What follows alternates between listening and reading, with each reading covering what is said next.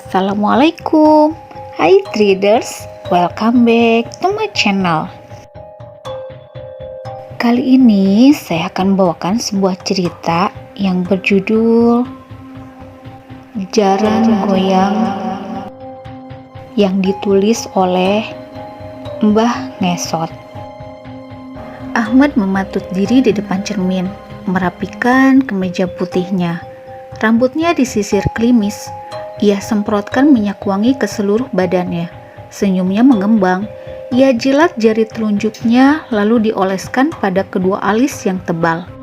Malam ini adalah malam yang sangat istimewa bagi Ahmad karena ia akan menyatakan cinta pada Mila.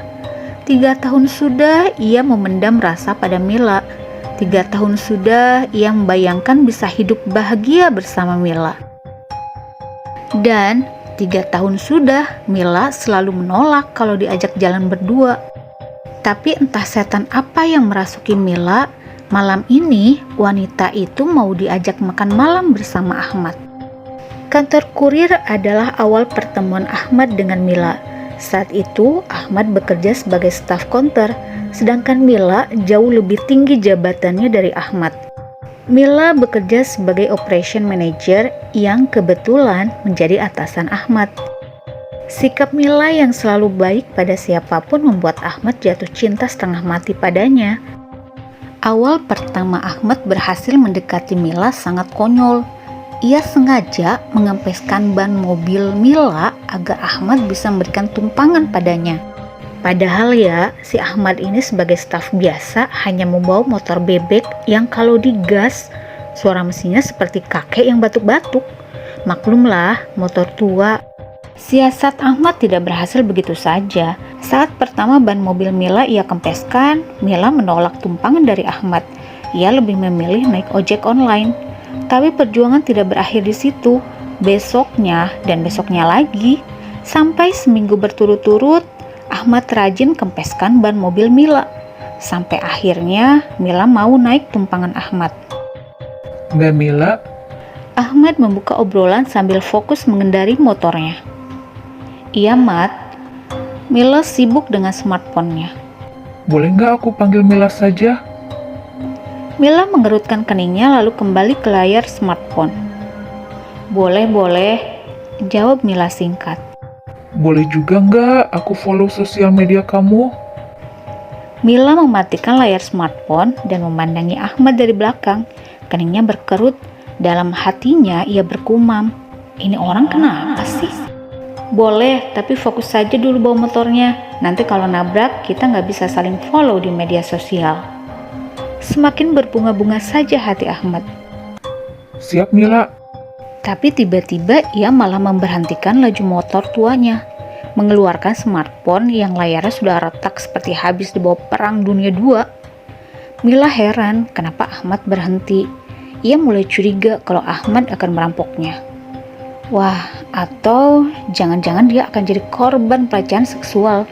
Kenapa berhenti? Sebentar Mil, Ahmad membuka media sosial miliknya. sudah aku follow ya. Ya ampun Mat, kan bisa nanti kali. Sergah Mila kesal.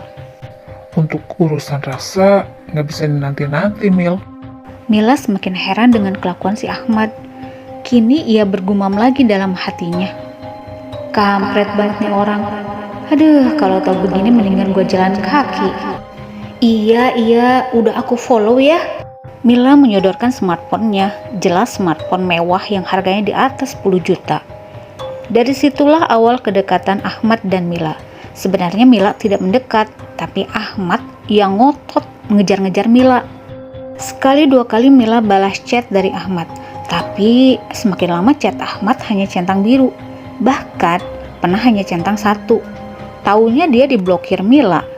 Ya wajar saja dia diblokir. Pendekatan Ahmad benar-benar seperti serangan Nazi kepada tentara Prancis tanpa ampun. Jam 2 pagi di mana orang-orang sedang enak tidur, si Ahmad malah video call Mila. Soal bunga, Ahmad nomor 1. Meja kerja Mila sudah macam toko bunga saja. Setiap hari Ahmad membeli bunga untuk Mila. Tindakan Ahmad tidak dapat dilarang oleh siapapun, termasuk yang punya mejanya. Mila sudah berkali-kali melarang lelaki itu agar berhenti membelikannya bunga. Tapi si Ahmad ini memang bebal. Cinta sudah membutakannya.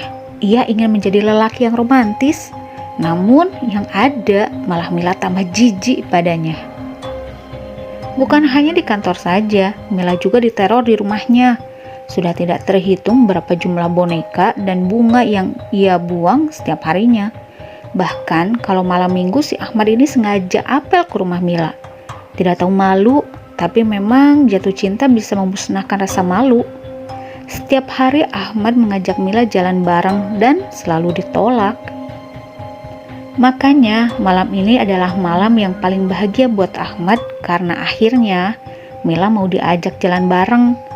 Selesai mematut diri, ia mengunci pintu kamar kosnya.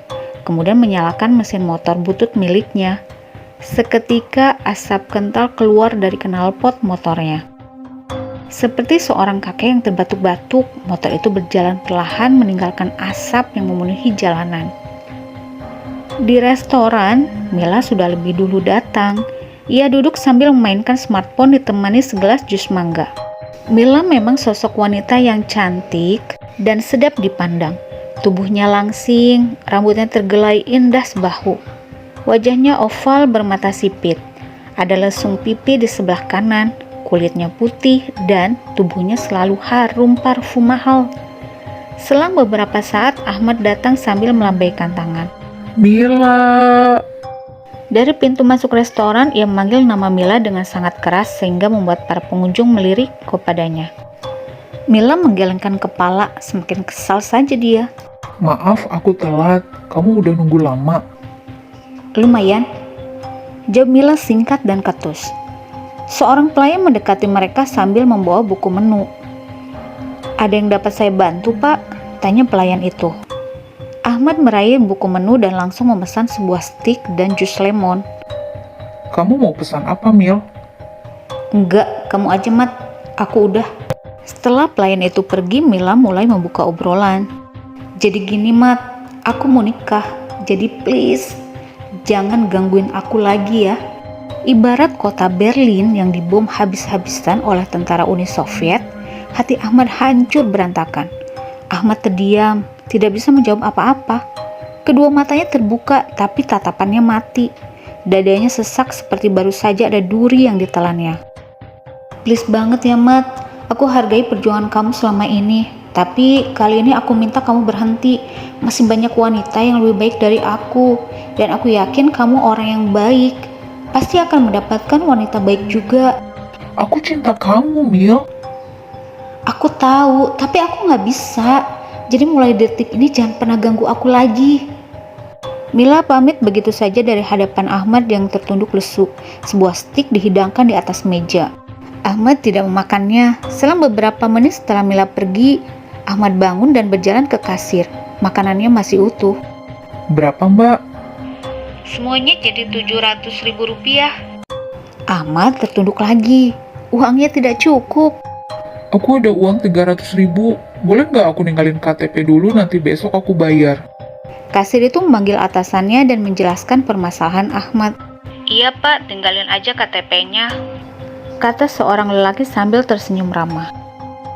Di jalan pulang, Ahmad melamun. Ia masih tidak menyangka kalau Mila akan secepat itu menikah. Ia bahkan tidak pernah tahu kalau Mila punya pacar. Motor bututnya melaju dengan kecepatan normal, tapi tiba-tiba ada seekor kucing hitam melintas di hadapannya. Sontak saja Ahmad terkejut dan membanting motornya ke arah kanan, lalu tercebur ke dalam sungai yang hitam, bau, dan kotor. Dengan panik Ahmad berenang ke tepian, kemudian duduk di pinggir sungai yang bau itu. Ia mendongak ke langit sambil menangis. Nasibnya sudah jatuh ketimpa tangga.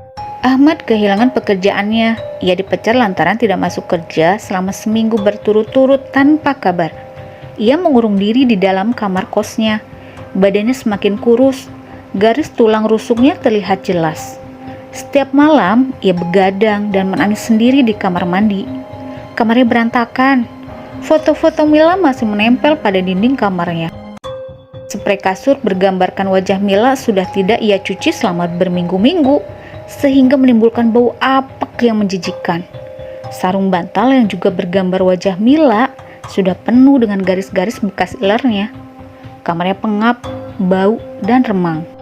Bukan 1 atau 2 kali Ahmad mencoba untuk bunuh diri, tapi nyalinya belum sanggup melakukan itu. Selalu gagal dan selalu takut. Ia teringat hal-hal indah selama berjuang mendekati Mila. Ia juga teringat wajah cantiknya Mila. Kemudian ia menangis lagi. Ahmad duduk di tepi tempat tidurnya. Ia hanya mengenakan celana kolor. Badannya tidak terurus, kukunya hitam, rambutnya acak-acakan, bau keringat. Entah sudah berapa hari dia tidak mandi. Tiba-tiba handphonenya berbunyi. Sebuah telepon dari Tatang, sahabatnya. Boy, masih galau lu? Iya, Tang. Ya elah, udah sih cari yang lain, masih banyak, Mat. Gak tahu nih, perasaan gue ke dia dalam banget. Lu mendingan pulang dulu, kita cari solusinya. Saran Tatang. Gue mau mati aja, Tang. Kalau lu mati, terus lu gentayangan di rumah si Mila. Tiap hari lu bakalan lihat kemesraan Mila sama suaminya. Terus kalau galau lagi, lu mau jadi setan galau? Udah jadi setan, mana bisa bunuh diri lagi coba? Pasti lu bakal kesiksa, bro. Iya juga sih. Timpal Ahmad dengan lesu. Mendingan lu balik dulu aja, udah lama juga lu nggak pulang kampung. Iya deh, besok gue balik. Lagian gue udah gak punya kerjaan lagi di Jakarta. Lu resign? Dipecat, Tang.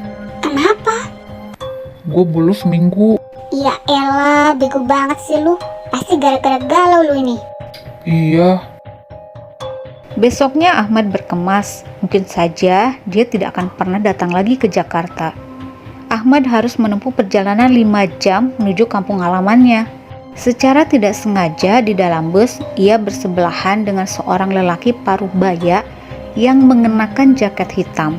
Ia berdehem lalu berbasa-basi kepada Ahmad. Kamu kelihatannya sedang sedih sekali, Nak. Tiba-tiba lelaki itu membuka obrolan. Ahmad menoleh sesaat.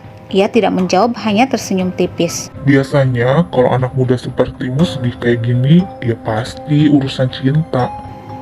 Ahmad tetap diam. Memang, Mila itu wanita yang cantik. Lanjut lelaki paruh baya di sampingnya. Ahmad seketika terkejut bukan kepalang. Dari mana lelaki itu tahu tentang Mila?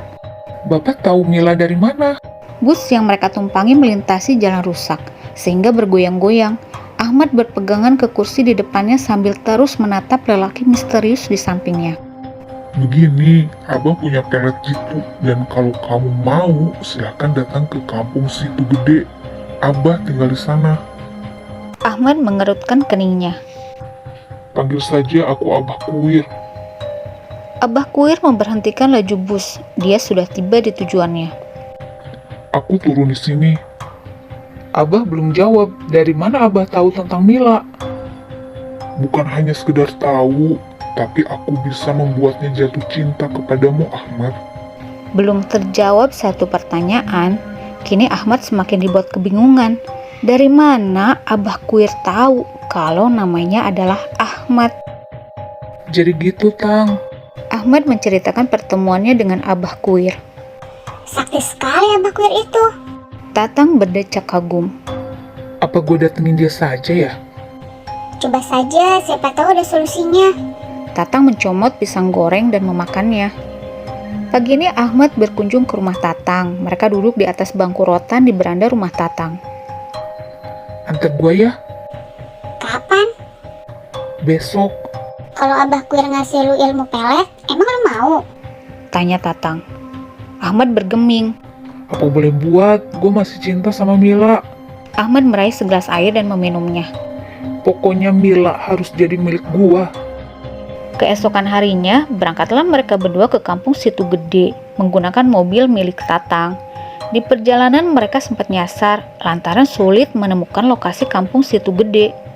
Beberapa kali mereka menanyakan keberadaan kampung itu kepada orang-orang di pinggir jalan. Setiap orang yang ditanyai, mereka hanya dikasih tahu agar tetap jalan lurus saja ke arah barat. Tidak terasa malam pun jatuh, mereka berdua akhirnya tiba di kampung Situ Gede. Kampungnya sepi, tidak ada lalu lalang orang di jalan. Lampu-lampu rumah warga menyala. Tapi tidak ada satupun orang yang bisa Ahmad temui di beranda rumah mereka. Mobil yang mereka kendarai melintasi jalan berlubang. Cahaya lampu mobilnya berayun-ayun. Senyum Ahmad mengembang saat melihat seorang lelaki melintas di hadapan mobil.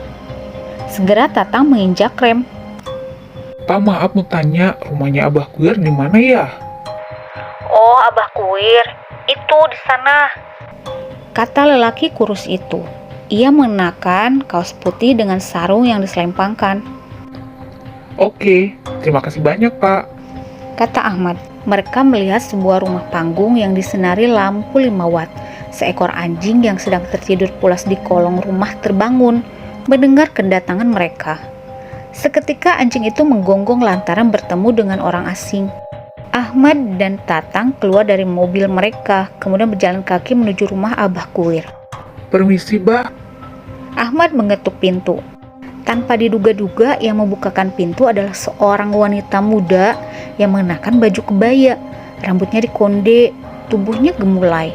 Wajahnya cantik oriental seperti wajah wanita Korea. Mohon maaf, malam-malam mengganggu. Kami mau tanya, apakah ini rumahnya Abah? Tatang berpikir mengingat-ingat nama orang sakti itu. Kuir, Mbak. Abah Kuir.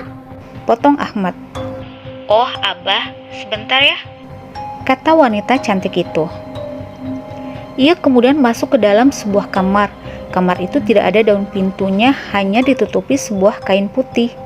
Sesaat kemudian Abah Kuir muncul dari dalam kamar. Ia melayangkan senyum pada Ahmad dan Tatang. Walah, kamu yang di bus ya? Abah Kuir menyuruh mereka untuk masuk. Penampilan Abah Kuir sangat sederhana. Ia mengenakan kaos partai yang sudah lusuh dan kain sarung yang ujungnya melinting saking usangnya. Ruang tamu Abah Kuir kosong melompong.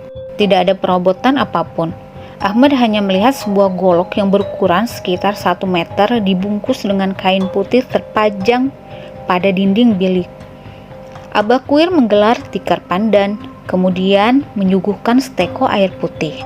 Jadi, maksud kedatangan saya ke sini... Ahmad langsung ke topik pembicaraan. Abah tahu. Lagi-lagi Abah Kuir memotongnya.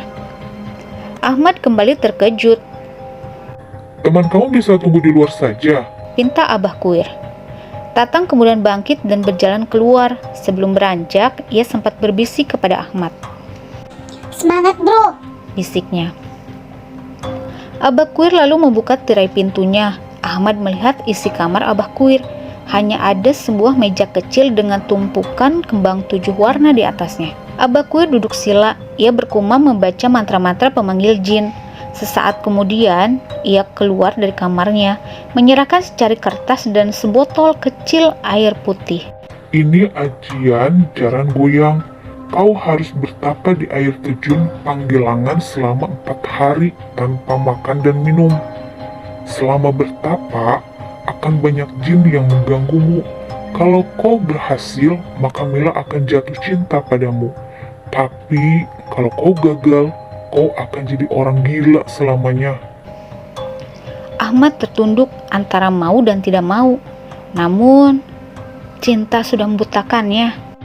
Nanti kalau bertapamu berhasil, akan ada jin yang memberitahu harus diapakan sebotol air ini. Baik, Bah. Saya terima ajian ini. Selama bertapa, bacalah mantra jaran goyang ini. Abah Kuir menunjuk secari kertas. Terbata-bata Ahmad membacanya.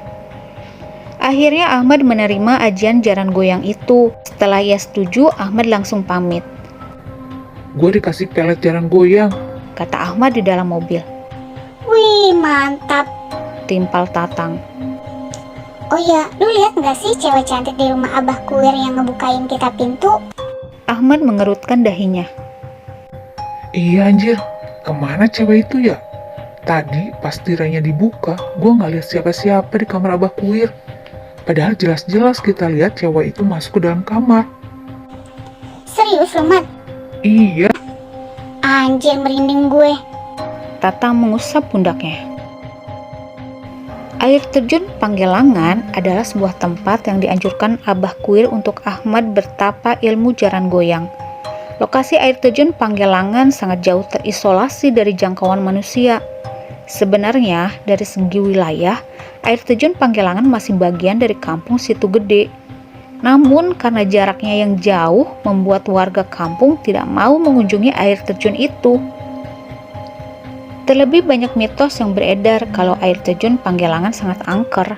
Di sana ada kerajaan jin, buaya putih, harimau besar, dan ular berkepala manusia. Setelah mendapat informasi dari warga kampung Situ Gede, Ahmad minta diantar Tatang menuju air terjun Panggelangan. Tapi Tatang hanya sanggup mengantarnya sampai Sungai Ciliman saja karena jaraknya yang sangat jauh.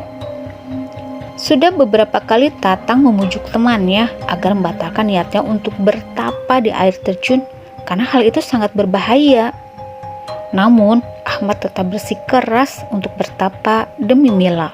Gue cuma bisa nganterin elu sampai sini, Mat. Tatang menyentuh pundak Ahmad. Gak apa-apa, Tang. Thanks banget udah mau nemenin gue. Lu udah bawa 10 power bank kan? Tanya Tatang. Udah, Tang. Ingat ya, kalau ada apa-apa lu langsung telepon gue. Nanti gue bawa orang buat bantu lu. Mereka berpisah. Ahmad menggendong tas ransel yang berisi jas hujan, pisau, power bank, beberapa pasang pakaian, dan senter. Ahmad menyusuri Sungai Ciliman yang airnya jernih. Sejauh mata memandang, di sekelilingnya hanya ada hamparan sawah dan saung-saung milik petani. Sepatu yang ia gunakan penuh oleh bercak lumpur karena medan yang ia tempuh becek. Kata warga, Ahmad harus menyusuri Sungai Ciliman sampai ke hulu. Dan satu lagi, kata warga kampung, kalau di perjalanan ada yang manggil atau ngikutin dari belakang, jangan pernah nengok. Kalau Ahmad nengok, dia bisa mati. Sudah banyak cerita yang beredar kalau Sungai Ciliman itu banyak setannya. Hari makin sore, kabut yang berasal dari perbukitan mulai menyelimuti jalan setapak yang Ahmad lintasi. Aliran sungai terlihat membentang sangat panjang di hadapan Ahmad. Ia berhenti, merogoh senter dari tas hitamnya. Beberapa kali Ahmad membenturkan senter itu ke telapak tangannya karena tak mau menyala. Setelah dibenturkan beberapa kali, akhirnya senter itu menyala. Ahmad kembali melanjutkan perjalanan. Langit semakin menguning, kabut semakin tebal, angin berhembus tipis tapi dingin sekali. Ahmad. Tiba-tiba dari belakangnya ia mendengar suara Mila memanggil namanya. Ahmad berhenti. Ia ingat kata warga kampung Situ Gede, jangan pernah menoleh ke belakang kalau ada yang manggil, sebab itu pasti setan. Ahmad mau kemana? Jelas itu suara Mila. Ia kembali melanjutkan langkahnya. Ia berusaha sekuat hati agar tidak menoleh ke belakang. Kemudian ia mendengar suara langkah kaki mengikutinya di belakang. Tapi Ahmad tetap berjalan tanpa menoleh ke belakang. Parfum Mila meruar tiba-tiba. Ahmad sangat kenal aroma parfum mahal itu. Namun ia yakin yang mengikutinya di belakang bukanlah Mila. Ahmad, main yuk. Ajak suara yang menyerupai Mila sambil terus mengikuti dari belakang. Namun ia tetap tidak menoleh dan malah mempercepat langkahnya. Perjalanan masih jauh, sangat jauh. Ahmad terus diikuti sosok yang menyerupai Mila. Dan tepat di atas kepala Ahmad melayang sesosok kuntilanak. Ahmad tahu itu, tapi pandangannya tetap lurus ke depan. Ia tidak mau mati di sini. Godaan setan tidak sampai di situ. Ada hal yang lebih aneh di hadapan Ahmad. Ia melihat sosok yang menyerupai dirinya sedang berdiri menghadap sungai. Sosok itu mengenakan baju yang sama persis dengan yang digunakan Ahmad. Seketika Ahmad tertunduk saat melewati sosok itu. Suara jangkrik bersahutan dengan suara katak. Ahmad mempercepat langkahnya. Ia melirik jam tangan. Sudah jam 11 malam. Langkahnya tidak boleh berhenti karena sosok wanita yang menyerupai Mila terus mengikutinya dari belakang. Ia bahkan dapat mendengar dengan jelas gemericik langkah kaki menginjak tanah becek. Tidak sekalipun Ahmad menoleh ke belakang, pandangannya tetap lurus ke depan. Sudah tidak ada persawahan. Sejauh mata memandang hanya hamparan rumput ilalang yang rimbun dan lebat. Tidak ada lagi jalan setapak. Kedua kakinya menerjang-nerjang rumput liar. Ia terus mengikuti sungai agar sampai ke hulu. Dari kejauhan ia mendengar suara gemuruh air terjun. Segera Ahmad berlari kecil menghampiri air terjun itu. Ia mendongak memperhatikan air terjun yang menjulang tinggi. Cahaya senter disorotkan pada air terjun itu. Gemuruh airnya terdengar sangat deras. Baju Ahmad basah kuyup, terkena cipratan air terjun. Di atas sebuah batu, Ahmad duduk sila. Mantra jaran goyang yang diberikan Abah Kuir sudah ia hafal di luar kepala. Kedua tangannya bersedekap di perut. Kepalanya mendongak ke atas air terjun. Bibirnya melafalkan mantra jaran goyang sambil membayangkan wajah Mila. Sepanjang hari, sepanjang malam, Ahmad bertapa tanpa minum dan makan di bawah air terjun itu. Ia digoda oleh setan penghuni air terjun. Terkadang selama bertapa ada yang meniup kupingnya, ada yang memanggil namanya. Suara itu mirip Tatang dan terkadang ada juga yang mirip dengan Mila. Tapi Ahmad tahan dari godaan itu. Ia tetap fokus merapalkan mantra jaran goyang sambil membayangkan wajah pujaannya. Hingga tepat di hari terakhir Ahmad bertapa, ia membuka matanya. Seorang wanita berparas amat cantik mengenakan adat pakaian Bali muncul dari balik air terjun. "Pulanglah, tapamu kuterima," kata wanita itu sambil tersenyum. "Apa yang harus aku lakukan, Nyai?" Tubuh Ahmad semakin kurus setelah bertapa selama 4 hari tanpa makan dan minum. Badannya lemas, kedua matanya sayu, suaranya serak. "Taburkan air yang diberikan Abah Kuir di belakang rumah Mila, lalu baca mantra jaran goyang, tiupkan ke rumahnya." Ahmad tertunduk. Ia memperlihatkan rasa hormat yang amat tinggi pada sosok gaib di hadapannya. Baik, terima kasih Nyai. Kemudian wanita itu menghilang kembali.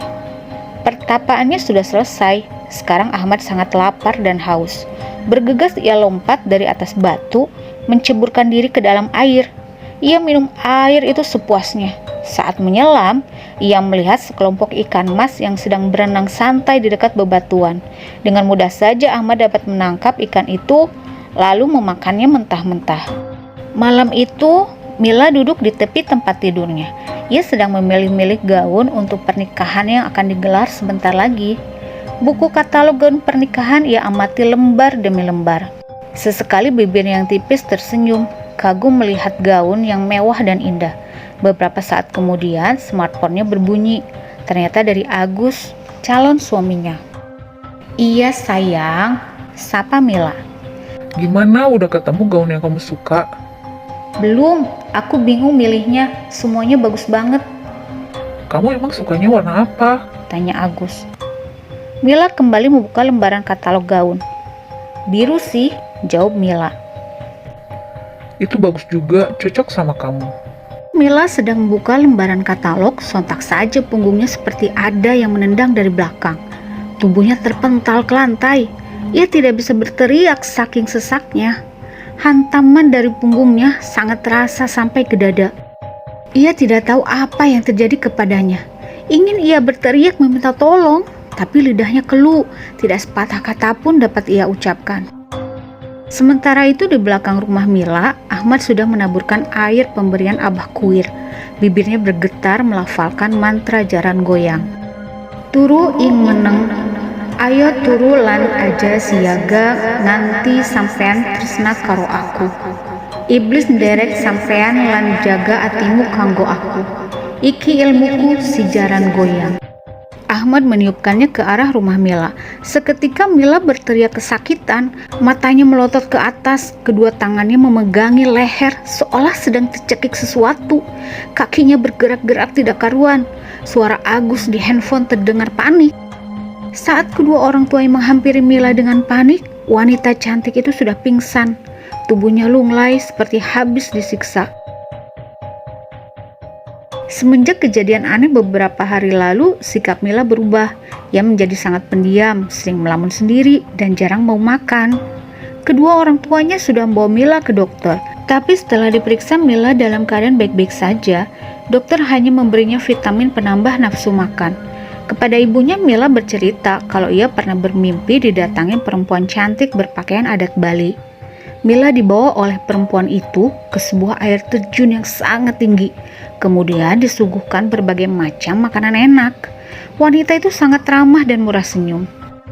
Bukan hanya sekali mimpi itu datang ke dalam tidur Mila. Sudah 3 kali Mila bermimpi hal yang sama. Setiap menjelang maghrib, tubuh Mila mendadak panas dingin. Wajahnya pucat, keringat bercucuran dari tubuhnya. Setiap tidur, ia juga sering mengigau. Pernah suatu ketika ibunya mendengar Mila mengigau dengan memanggil-manggil nama Ahmad. Bila sudah seperti itu, Satirah, ibunya Mila, pasti membangunkan anaknya. Sekitar jam 2 pagi, Satirah terbangun karena mendengar suara Mila sedang bernyanyi. Ia membangunkan suaminya. Sayangnya, lelaki itu susah sekali dibangunkan. Beranjaklah Satirah dari tempat tidurnya dan berjalan menuju kamar Mila. Pintu kamar Mila tidak dikunci, bahkan terbuka sedikit, sehingga Satirah bisa mengintip dari celah pintu. Satirah melihat Mila sedang duduk menghadap ke jendela. Juga ada seorang wanita berpakaian adat Bali sedang menyisiri rambut Mila. Satirah terkejut melihatnya. Ia menutup mulut dengan telapak tangan, kemudian berlari kembali ke kamarnya untuk membangunkan suaminya. Pah, bangun, Pah. Ia mengguncangkan tubuh suaminya. Masih dalam keadaan mengantuk, Parman, suami Satirah, bangun sambil memincingkan mata. Ada apa sih, Mah? Ada orang asing di kamar Mila. Hah? Jangan-jangan maling? Parman terkejut mendengar perkataan istrinya. Gak tahu, Pak, tapi ini perempuan pakai kebaya gitu, lagi nyisirin rambut anak kita. Perlahan mereka berdua menuju kamar Mila. Tapi saat mereka cek, pintu kamar Mila terkunci. Tidak ada lagi suara Mila bernyanyi. Karena penasaran, Parman mengetuk pintu kamar anaknya. Mila, Nak. Panggil Parman. Iya, Pak. Jawabnya dari dalam kamar. Suaranya parau terdengar seperti masih mengantuk. Pintu kamar dibuka perlahan. Muncullah Mila dengan wajah kantuk dan rambut acak-acakan seperti baru bangun tidur. Parman dan Satirah masuk ke dalam kamar memeriksa seluruh ruangan termasuk kolong ranjang dan lemari pakaian. Tapi tidak ada siapa-siapa di dalam kamar Mila. Tadi mamamu melihat ada perempuan asing di kamarmu. Jelas Parman. Iya, Nak, tadi ada perempuan lagi nyisirin rambut kamu. Gak ada kok, Mah. Mila dari tadi tidur. Kamu salah lihat kali, Mah. Ya sudah, tidur saja, Nak, kata Parman. Satirah bingung, padahal ia melihat sendiri dengan jelas kalau ada perempuan di dalam kamar Mila. Beberapa hari kemudian pernikahan Mila digelar. Sebuah hotel mewah di kawasan Jakarta Selatan menjadi tempat resepsi pernikahan Mila. Dekorasi ballroom sangat indah dan megah, bernuansa adat Jawa. Tamu berpakaian batik memadati ruangan. Tidak sabar ingin menyaksikan ijab kabul dari mempelai pria. Wedding orchestra sudah siap menyanyikan lagu-lagu romantis pernikahan. Cahaya lampu gemerlap menghiasi ruangan, juga bunga warna-warni ditata rapi menghiasi panggung pengantin. Pernikahan yang sangat mewah dan megah itu menghabiskan biaya ratusan juta. Maklum, Agus adalah seorang pengusaha sukses, jadi dia ingin pesta pernikahan digelar semegah mungkin. Musik orkestra dimainkan, suara saksofon melengking-lengking terdengar syahdu. Seorang vokalis wanita menyanyikan lagu Celine Dion, Because You Love Me. Datanglah Mila mengenakan gaun pengantin berwarna putih, berjalan anggun sambil tersenyum. Didampingi ayah dan ibunya, sedangkan di belakangnya para wanita cantik berpakaian putih mengawal sambil membawa bunga. Juga ada 3 anak kecil yang imut-imut ikut mengawal Mila dari belakang. Gaun pengantin Mila tergerai ke lantai, memanjang hingga 2 meter. Agus sudah menunggunya di meja ijab kabul. Ia terkesima melihat kecantikan Mila. Alunan musik berhenti saat Mila duduk di sebelah Agus. Seorang penghulu tersenyum ramah kepada kedua mempelai. Penghulu bertanya pada bapaknya Mila, apakah bersedia kalau ia diwakilkan untuk menikahkan Mila. Parman mengangguk. Sudah siap, Nak Agus? Iya, Pak. Sebuah mikrofon didekatkan kepada penghulu. Tangan Agus dijabat erat. Wahai Agus bin Darmain, aku nikahkan dan kawinnya engkau kepada Mila binti Parman dengan emas kawin 30 gram emas dan seperangkat alat sholat dibayar tunai. Saya terima nikah dan kawinnya Mila binti Parman dengan mas kawin. Tiba-tiba Mila berteriak kencang, suasana berubah mencekam. Kedua tangannya memenggangi kepala, bola matanya putih semua. Semua orang dalam ruangan panik melihat Mila mengamuk. Gaun pengantinnya acak-acakan, make upnya pudar. Dua orang memenggangi tangan Mila, tapi semuanya terpental. Entah apa yang terjadi, tiba-tiba saja tubuh Mila sangat kuat dan tidak bisa ditahan oleh siapapun. Ia bahkan menyerang penghulu hingga pipi penghulu berdarah karena dicakar kuku Mila. "Batalkan pernikahan ini!" teriak Mila sambil terus mencakar wajah penghulu. Ia meraih sebuah vas bunga dan membenturkannya tepat di kepala penghulu. Darah segar seketika mengucur dari kepalanya. Semua orang berteriak-teriak panik, lalu berhambur keluar ruangan. Bapak penghulu terkapar pingsan akibat benturan itu. Mila mendongak lalu menuju ke atas. Tepat di ujung ruangan, terlihat seorang wanita melayang di atas sambil tersenyum ke arah Mila. Wanita itu mengenakan pakaian adat Bali. Semua orang ketakutan melihat penampakan sosok makhluk itu di siang bolong. Pernikahan yang tadinya hikmat kini berubah mencekam. Semua tamu kabur ketakutan, sementara penghulu terkapar berlumur darah. Setelah mengamuk, Mila dibawa ke rumah sakit. Selama 3 hari ia tidak sadarkan diri. Seketika sadar, ia bersikeras ingin pernikahannya dibatalkan. Alasannya sederhana, ia tidak lagi mencintai Agus. Walau pihak keluarga sudah membujuk habis-habisan, tapi keputusan Mila sudah bulat kalau ia tidak mau pernikahannya dilanjutkan. Semenjak kejadian mencekam di acara pernikahannya, Mila jatuh sakit. Sudah 2 minggu ia dirawat. Badannya semakin kurus, ia bahkan tidak bisa bangun dari tempat tidurnya. Di minggu ketiga Mila sakit, ia mengigau dengan memanggil-manggil nama Ahmad. Saat bangun, Mila menangis ingin dijenguk oleh lelaki bernama Ahmad. Kedua orang tuanya bingung lantaran tidak tahu siapa lelaki itu. Mila minta diambilkan smartphone-nya, kemudian ia mengirim direct message pada Ahmad, mengabarkan kalau ia sedang sakit. Di kampung, Ahmad sedang bersantai sambil memakan pisang goreng hangat di beranda rumahnya. Seekor burung kacer yang dipajang di depan rumahnya berkicau merdu. Sesekali Ahmad bersiul menimpali kicauan burungnya. Asia, ibunya Ahmad, muncul dari dalam rumah sambil membawa sebotol air dingin dan menyuguhkannya pada Ahmad. "Kalau kamu di rumah terus, ibu nyaman, nak. Jadi ada yang menemani setiap hari. Bapak kan sudah nggak ada, dan kamu anak ibu satu-satunya. Saran ibu sih, cari kerjaan di kampung saja." Asia duduk di samping Ahmad. Aku kerja apa ya, Bu? "Bertani saja, nak. Sawah dan ladang warisan mendiang bapakmu kan banyak. Selama ini yang urus orang lain saja. Barangkali kalau kamu yang urus hasilnya akan lebih bagus." Asia tersenyum pada anaknya. Ahmad mengangguk. Ia meraih smartphone, iseng saja membuka sosial media. Sontak kedua matanya membelak. Hatinya sangat bahagia karena mendapat pesan dari Mila. Aku nggak jadi bertani, Bu. "Kenapa?" Aku mau kawin aja. Ahmad memeluk ibunya sambil bersorak bahagia. Besok aku ke Jakarta. "Ngapain?" Jenguk calon istriku. "Walah, kamu gak pernah cerita ke ibu kalau punya pacar." Doakan ya, Bu. Wajah Ahmad bersinar sambil memegangi kedua tangan ibunya. Besoknya, pagi sekali Ahmad berangkat dari rumahnya. Ia tidak sabar ingin bertemu dengan Mila. Ilmu jaran goyang memang sangat ampuh. Ahmad tidak menyangka kalau Mila mengirim pesan padanya. Seperti biasa, Ahmad membawa bunga yang ia petik sendiri dari kebunnya. Berharap kali ini Mila mau menerima bunga itu dengan senang hati.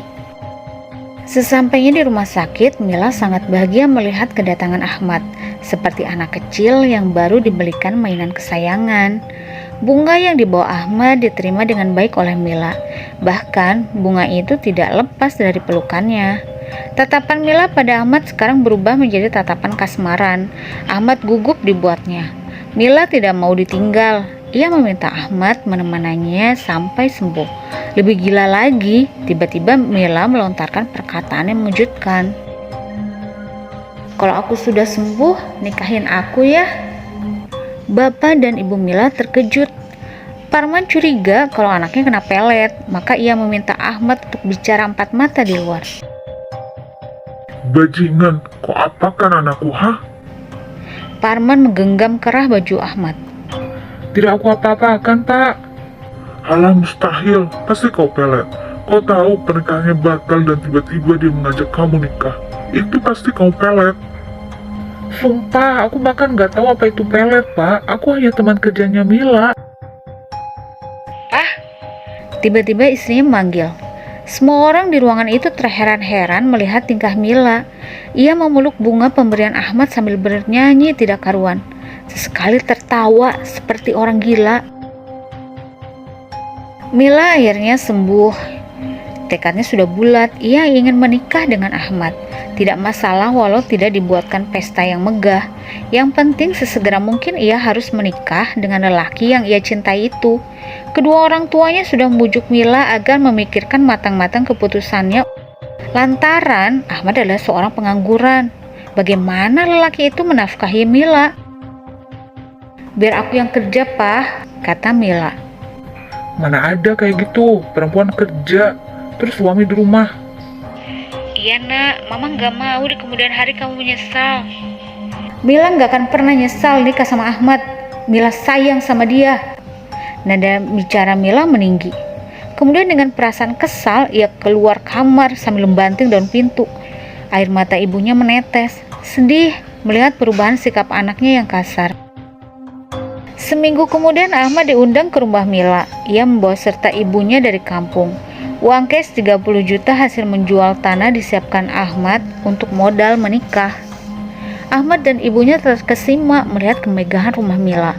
Lantainya terbuat dari marmer, cat tembok putih, lampu hias besar, patung-patung ala Romawi terpajang di setiap sudut ruangan.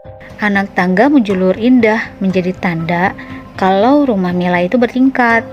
Mereka kemudian duduk di atas sofa mewah. Ibu dan bapaknya Mila memasang wajah kesal. Anak saya ingin sekali menikah dengan anak ibu. Parman, bapaknya Mila, membuka obrolan. Sama pak, anak saya pun seperti itu. Mila dari atas tangga tersenyum memandang ke arah Ahmad. Lelaki itu menyadarinya. Ia membalas senyuman Mila. Namun, seketika Ahmad terkejut saat melihat sesosok wanita dengan wajah pucat berdiri di belakang Mila. Wanita itu adalah Nyai yang ia temui di air terjun Panggilangan saat bertapa. Ahmad seketika tertunduk. Kami hanya punya 30 juta untuk modal nikah. Parman menahan kekesalannya, dalam hatinya bergumam. Uang 30 juta laku sama apa? Dasar miskin. Namun Parman tidak tega kalau sampai mengucapkan caciannya.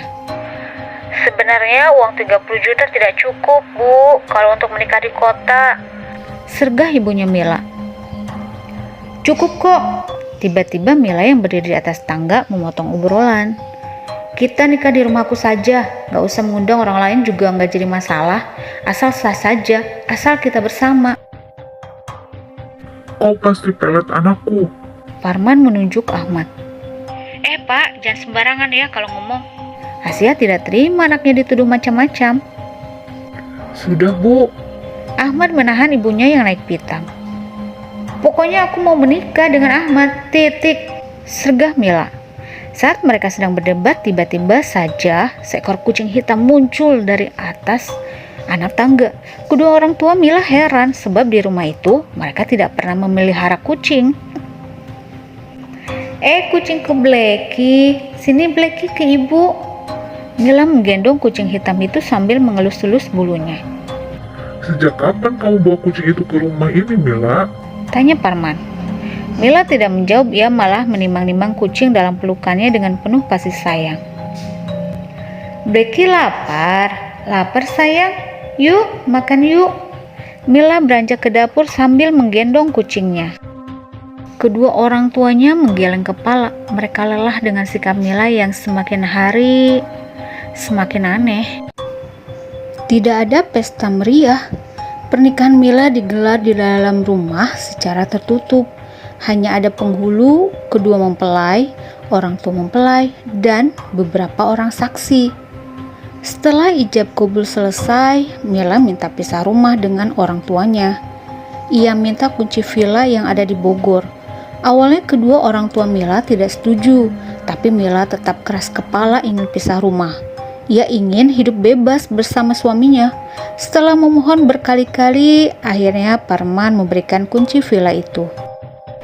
3 hari kemudian, Mila mengemas barang-barangnya. Ia juga membawa serta kucing hitam kesayangannya. Sungguh aneh, tidak ada raut kesedihan di wajah Mila saat hendak berpisah dengan kedua orang tuanya yang selama ini membesarkannya. Berbeda dengan ibunya yang sedari tadi sudah menangis terseduh-seduh sebab akan melepas anak satu-satunya. Setiap bulan kami pasti pulang, Mah. Kata Ahmad. Satira mengangguk. Besar harapannya semoga pernikahan anaknya itu bahagia.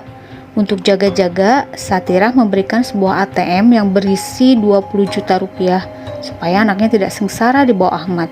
Mengingat Ahmad masih menganggur. Mereka berdua diantar supir pribadi keluarga Mila ke Bogor. Mobil yang ditumpangi Ahmad dan Mila menempuh 2 jam perjalanan dari Jakarta. Di sepanjang jalan Mila sibuk memberi makan kucing kesayangannya. Dulu sebelum terkena pelet jalan goyang, Mila bukan pecinta kucing.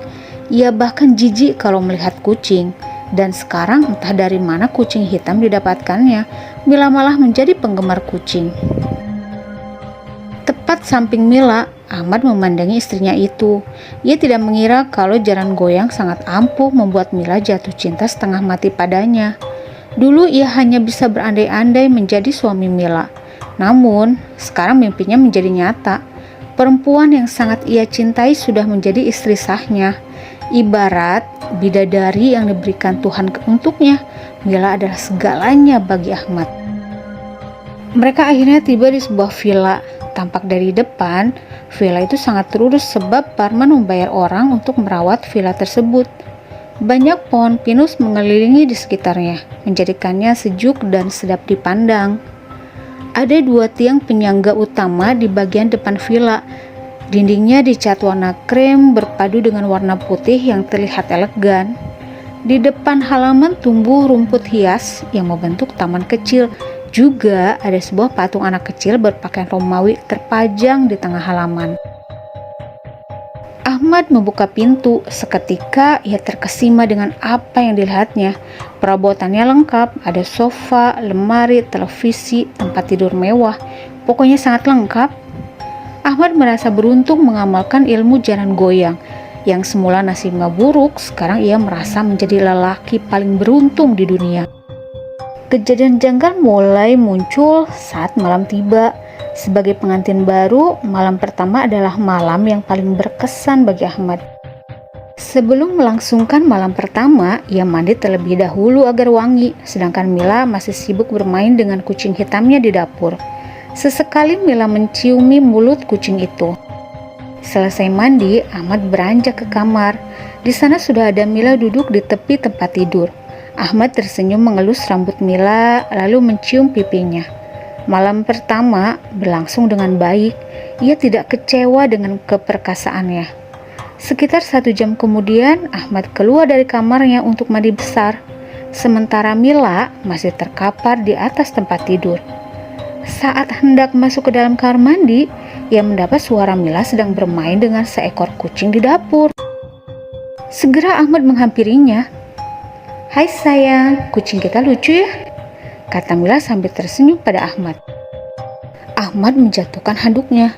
Kalau Mila ada di dapur, lalu siapa yang bersetubuh dengannya barusan?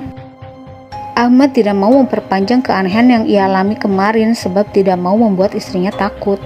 Jadi dia merahasiakan kejadian semalam.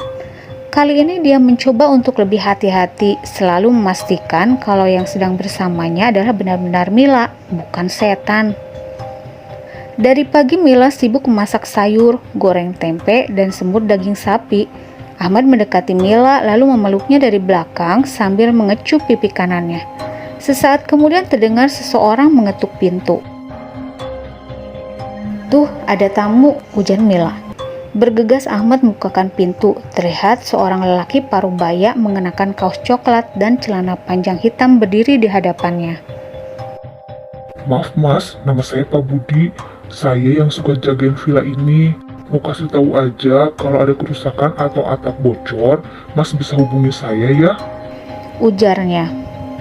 Oh iya, mari masuk dulu. Kebetulan istri saya sedang masak banyak. Nanti kita makan bareng.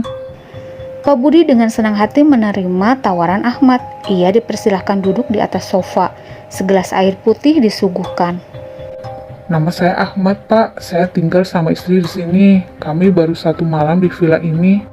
Saya senang villa ini ada yang isi, jadinya saya ada teman ngobrol nantinya. Ahmad tertawa sambil mengangguk. Oh iya, Pak Budi tinggal di mana? Pak Parman kebetulan buatkan saya sebuah pos kecil yang bisa saya tempati gak jauh dari sini, sekitar 2 kilometer. Sayang, makanannya sudah siap nih. Panggil Mila dari dapur. Mari Pak, makan sama-sama. Ajak Ahmad. Kenalin, ini istri saya, namanya Mila. Saat Budi melihat Mila, ia terkejut. Lantaran ada sosok gaib yang berdiri di belakang Mila. Sebisa mungkin Pak Budi berusaha untuk tenang. Memang Pak Budi adalah seseorang yang punya kelebihan bisa melihat hal-hal gaib. Dan sekarang ia melihatnya di belakang Mila. Sosok perempuan mengenakan kebaya dan berwajah pucat. Sosok gaib yang mengikuti Mila tak lain adalah Nyai penghuni air terjun Panggilangan. Pak Budi tertunduk ketakutan. Keringat mengalir di dahinya. Ia duduk di kursi makan dengan wajah tegang. Bagaimana tidak, sosok gaib itu malah terus memperhatikan Pak Budi. Ayo Pak, silahkan. Setelah semuanya dihidangkan, Ahmad mempersilahkan Pak Budi untuk makan. Secentong nasi dan sedikit sayur diambil Pak Budi, kemudian makan dengan terburu-buru. Pelan-pelan saja Pak. Canda Ahmad sambil tertawa. Pak Budi tidak sanggup berlama-lama di sana. Tak sampai 20 menit Pak Budi menyelesaikan makannya. Saya pamit aja mas. Loh, kok buru-buru? Tanya Mila. Mohon maaf, saya ada urusan lagi. Iya, tambah lagi aja nasinya Pak. Ujar Ahmad. Saya sudah kenyang mas. Tanpa basa-basi lagi Pak Budi bangkit dari duduknya untuk pamit. Ahmad mengantarnya sampai pintu. Mas, ada hal yang mau saya omongin tentang istrimu. Kata Pak Budi sesaat sebelum pergi. Kenapa ya Pak? Belum rampung Pak Budi menjelaskan apa yang ia lihat, Mila muncul dari dapur beserta sosok gaib di belakangnya yang tersenyum mengerikan. Nanti saja mas. Terbirit-birit Pak Budi pergi dari hadapan Ahmad. Halo nak, suamimu itu loh, udah dapat kerjaan belum? Suara dari seberang telepon terdengar bernada tinggi. Belum mah, tenang aja, uang dari mama masih cukup kok, kami nggak boros. Mila duduk santai di atas sofa sambil mengelus-ngelus kucing hitamnya. Ya nggak bisa gitu loh, suamimu harus kerja, nyari nafkah, jangan males-malesan gitu. Iya mah, suamiku juga lagi berusaha kok, tahu sendiri kerjaan di sini susah, nggak kayak di Jakarta. Oh iya, gimana sih Ahmad itu, nggak kasar kan sama kamu? Enggak mah, dia baik kok. Kalau kamu mau cerai, bilang mama aja. Nanti mama urus ke pengadilan. Mila menampakkan wajah kesal. Enggak lah mah, orang aku cinta sama dia. Sekarang di mana suamimu itu? Dia lagi cari kerjaan mah. Mila berbohong padahal Ahmad sedang berkunjung ke tempat Pak Budi. Ya sudah, kalau ada apa-apa telepon mama ya. Iya mah, siap. Telepon ditutup, Mila kembali menimang-nimang kucing hitam kesayangannya. Sengaja Pak Budi meminta Ahmad untuk berkunjung ke posnya. Ukuran pos Pak Budi tidak terlalu besar, seperti kontrakan petakan. Di dalamnya ada tempat tidur, kursi, dispenser, rice cooker, dan sebuah TV. Ahmad duduk di kursi, sedangkan Pak Budi duduk di tepi tempat tidurnya. Ada sosok gaib yang mengikuti istrimu mas. Saya juga ngerasanya gitu Pak. Saya punya cara agar sosok gaib itu pergi dari istrimu. Bagaimana Pak? Pak Budi mengeluarkan sebuah keris dari kolong tempat tidurnya. Ini keris sakti, Mas. Di dalamnya ada jin baik yang bisa mengusir jin-jin jahat. Cara kerjanya bagaimana, Pak? Kalau Mas keluarkan keris ini dari sarungnya, lalu Mas tancapkan di belakang villa, maka jin baik dalam keris ini akan menjaga keluarga Mas dari jin jahat. Ahmad mengangguk, dalam hatinya bergumam. Bisa jadi keris ini akan mencabut ajen jaran goyang dari tubuh Mila. Wah, bahaya juga. Bagi Ahmad, keris Pak Budi adalah ancaman. Jadi dia enggan menerima keris itu. Saya pikir-pikir dulu ya, Pak. Soalnya saya tidak pernah mainin barang sakti, jadinya takut. Pak Budi heran dengan sikap Ahmad. Dikasih solusi, malah menolak. Semenjak saat itu Ahmad berpikir kalau Pak Budi ini adalah ancaman besar bagi kelangsungan rumah tangganya. Dia bukan orang sembarangan. Bisa dikatakan kalau Pak Budi ini adalah orang sakti. Bisa jadi saat Ahmad lengah, Pak Budi diam-diam menancapkan keris saktinya di belakang villa. Maka pada suatu malam Ahmad gelap hati. Dibawanya sebuah linggis untuk membunuh Pak Budi. Langkahnya tergesa karena takut ada orang melihat aksinya. Sesampainya di pos Pak Budi, ia mengetuk pintu. Wah Mas, tumben malam-malam begini datang ke pos saya. Ada yang bisa saya bantu Mas? Tanpa basa-basi lagi, dihantamkannya linggis ke leher Pak Budi. Seketika Pak Budi terkapar pingsan. Agar pembunuhannya bersih, ia tidak melukai permukaan kulit Pak Budi, melainkan membekap wajahnya dengan sebuah bantal. Ditekan bantalnya pada permukaan wajah Pak Budi sehingga membuat lelaki itu kejang-kejang dan tewas seketika. Dengan tergesa Ahmad mencari keris sakti di bawah tempat tidur Pak Budi.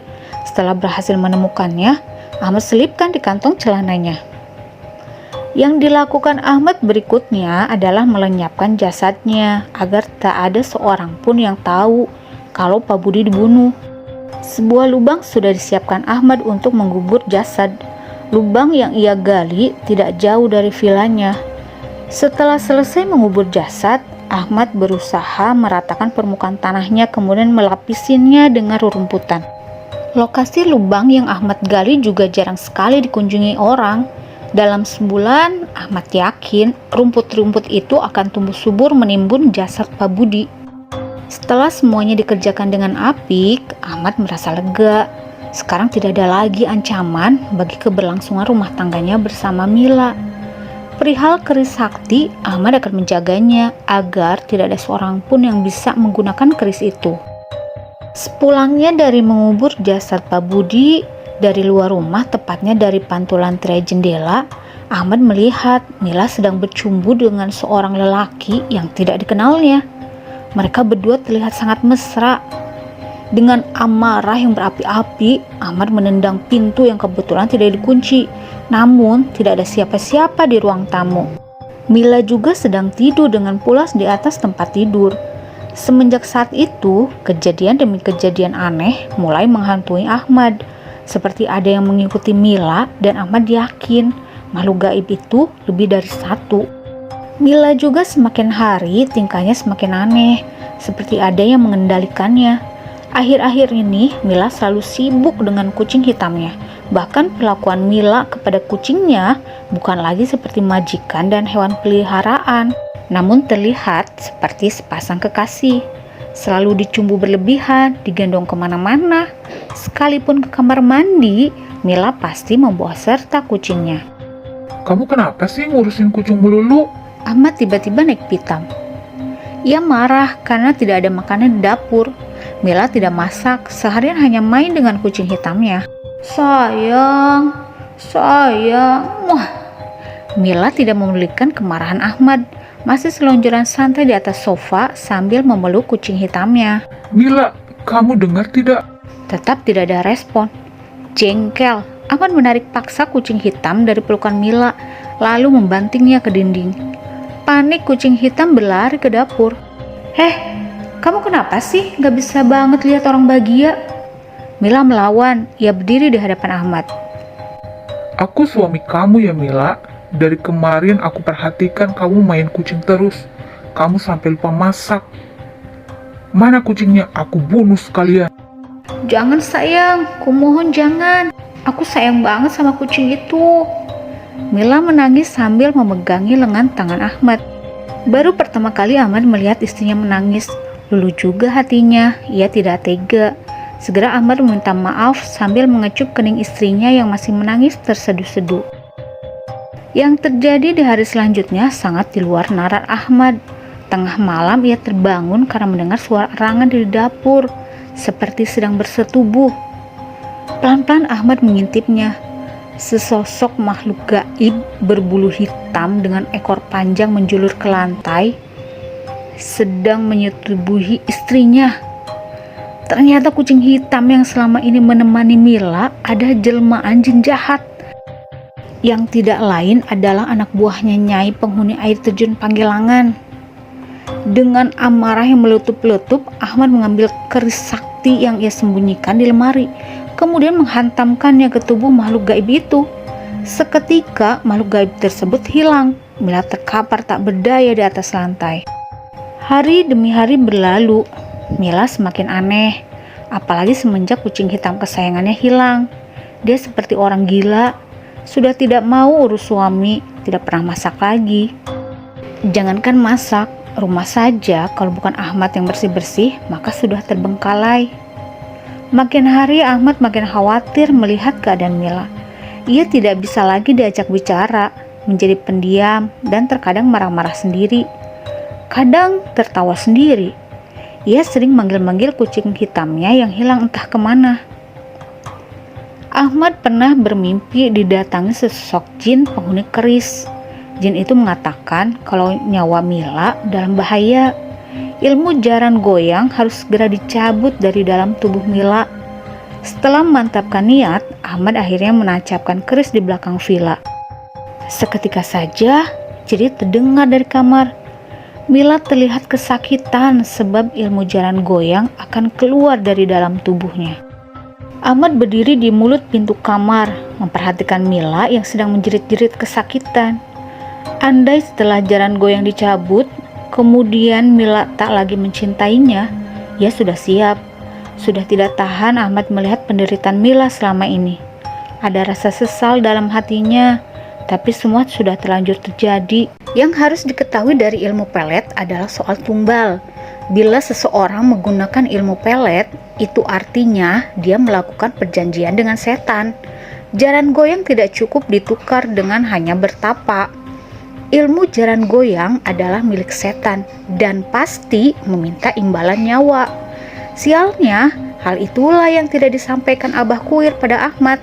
Ada yang ditutup-tutupi oleh Abah Kuir. Seharusnya tidak sepantasnya Ahmad percaya pada orang yang baru dikenalnya di bus. Apalagi menawarkan ajaran setan yang bisa berujung tragis. Tanpa Ahmad ketahui, sebenarnya Abah Kuir sedang dalam proses menyempurnakan ilmu hitamnya.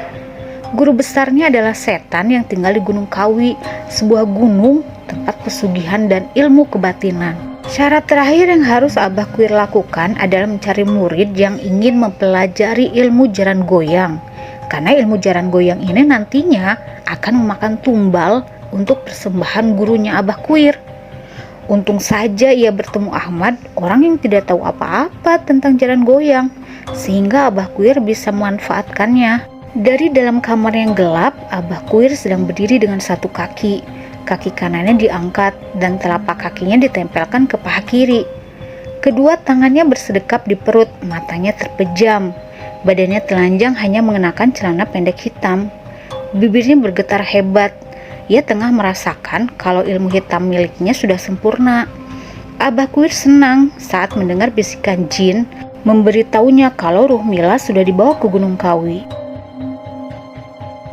Tiba-tiba saja lampu villa mati. Kebetulan malam itu Ahmad sedang mandi. Segera ia membersihkan busa dari badannya, meraih handuk dan menyalakan senter smartphone.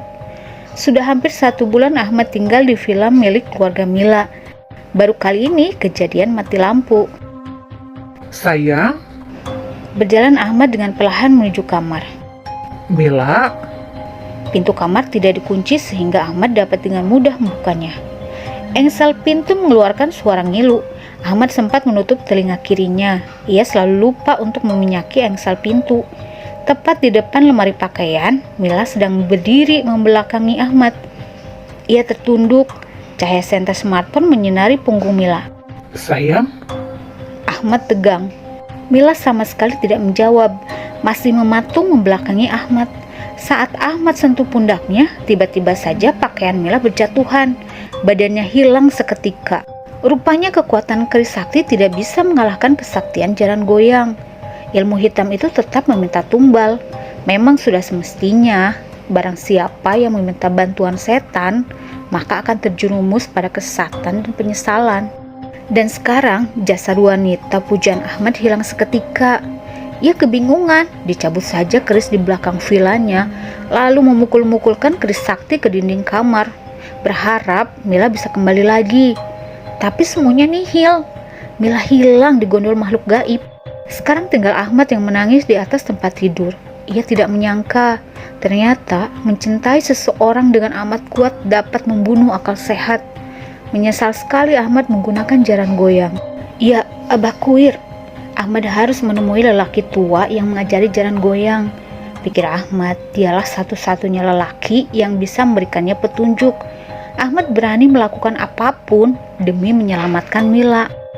Smartphone Mila berdering. iya mah. Ahmad mencoba untuk tenang. Mila mana? Oh, dia udah tidur mah. Coba bangunkan, Mamah mau ngomong. Duh, kasihan mah. Saya nggak tega kalau membanguninnya, kayaknya dia kelelahan. Oh ya sudah, besok pagi Mamah akan telepon lagi. Mamah kangen sama Mila. Iya mah, nanti Ahmad sampaikan ke Mila. Jantung Ahmad berdebar hebat. Tidak terbayang kalau sampai ibunya Mila tahu bahwa Mila hilang. Ahmad pasti dituntut. Malam itu juga Ahmad harus mendatangi Abah Kuir untuk minta petunjuk tentang keberadaan Mila. Setibanya di rumah Abah Kuir, Ahmad tidak menjumpai siapapun di dalam rumah panggung itu. Kata penduduk kampung, sudah 1 minggu Abah Kuir pergi entah kemana. Hal seperti itu sudah biasa. Abah Kuir sebagai dukun sakti suka bepergian selama berhari-hari tanpa seorang pun yang tahu ia pergi kemana. Dengan perasaan kesal, Ahmad mendobrak pintu rumah Abah Kuir. Ia menggeledah seluruh ruangan. Ditemukan kertas mencurigakan berserak di atas lantai bambu. Di atas kertas ada sebuah nama yang ditulis menggunakan darah. Entah darah apa. Nama itu tidak lain adalah Mila. Ahmad meraih lembaran kertas lain. Di sana tertulis Tumbal Gunung Kawi. Ia tidak mengerti apa yang sebenarnya sedang terjadi. Apa hubungannya Mila dengan Tumbal Gunung Kawi? Nasib nahas menimpa Ahmad. Kasus pembunuhan Pak Budi terbongkar. Ia menjadi tersangka dan terbukti bersalah. Selain itu, kedua orang tua Mila menuntut atas hilangnya Mila. Mereka menuduh kalau Mila juga dibunuh oleh Ahmad. Atas tuduhan itu, ia diseret ke meja hijau. Sebenarnya, belum ada bukti kalau Ahmad bersalah atas hilangnya Mila. Berkali-kali Ahmad mengikuti sidang kasus Mila. Selama menjalani persidangan, Ahmad ditahan dalam penjara yang penghuninya sangat padat. Selama di penjara itulah, ia bermimpi bertemu dengan Mila yang meminta tolong padanya. Di dalam mimpinya, Ahmad melihat Mila menjadi budak setan di Gunung Kawi. Hal itu sudah disampaikannya saat persidangan, tapi mereka menganggap kalau Ahmad sedang mengada-ngada. Di sebuah siang, Ahmad dijenguk oleh bapaknya Mila. Kali ini aku akan bicara baik-baik sama kamu, Mat. Tolong jujur, apakah kau benar-benar membunuh Mila? Saya sayang sama Mila, Pak. Mana mungkin saya membunuhnya. Air mata Ahmad menetes. Terus di mana anakku sekarang? Aku tidak tahu, Pak. Malam itu pas mati lampu, tiba-tiba saja Mila hilang. Sebuah tamparan melayang ke pipi Ahmad. Polisi yang sedang berjaga menghampiri dan meminta Parman agar tenang. Ampun, Pak. Lirih Ahmad. Katakan di mana anakku?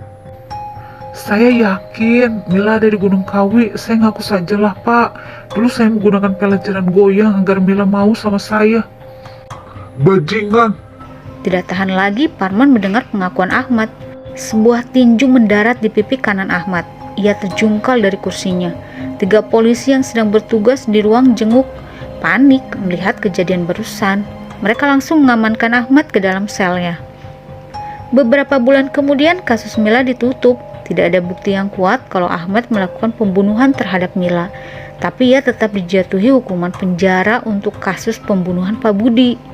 Mila dinyatakan sebagai orang hilang dan pihak kepolisian terus berusaha melakukan pencarian. Sementara Ahmad hampir setiap malam didatangi Mila dalam mimpinya. Istrinya itu terus-terusan meminta tolong agar dibebaskan dari perbudakan setan Gunung Kawi. Itulah akhir kisah hidup Mila dan Ahmad. Semoga kita semua bisa mengambil hikmah dari kejadian ini. Oke traders, jangan lupa like, komen, dan subscribe ya. Stay safe dan jangan lupa bahagia. Assalamualaikum warahmatullahi wabarakatuh. Dadah.